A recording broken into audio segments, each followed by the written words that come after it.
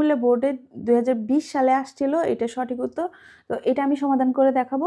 এখানে বলছে যে x বিলংস টু n আর সাচ দ্যাট x মৌলিক সংখ্যা এবং x লেজার ইকুয়াল 5।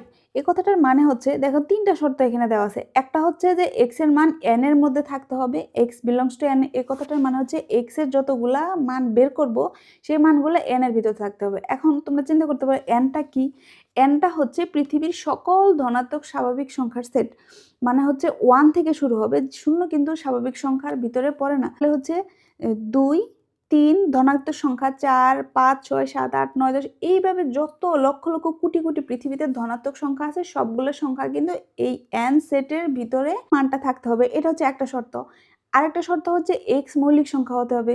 x এর মান আমি যতগুলোই নিব সবগুলো মান মৌলিক সংখ্যা হতে হবে। এটা 2 নম্বর শর্ত। 3 নম্বর শর্ত হচ্ছে x এর মানটা 5 এর থেকে ছোট হবে। 5 এর থেকে ছোট কি কি সংখ্যা আছে? 4, 3, 2, 1।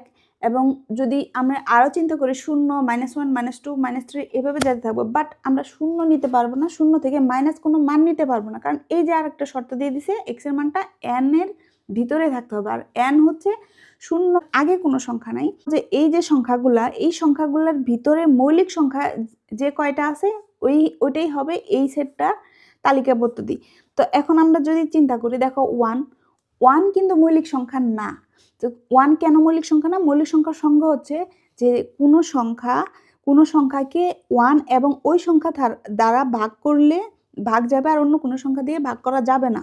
ওই শর্ত অনুযায়ী 1 কিন্তু মৌলিক সংখ্যা না। ওই দেখো 2 কে 1 দ্বারাও ভাগ করা যাবে, আবার 2 দ্বারাও ভাগ করা যাবে। অর্থাৎ এখানে 2 হচ্ছে মৌলিক সংখ্যা, 3 হচ্ছে মৌলিক সংখ্যা।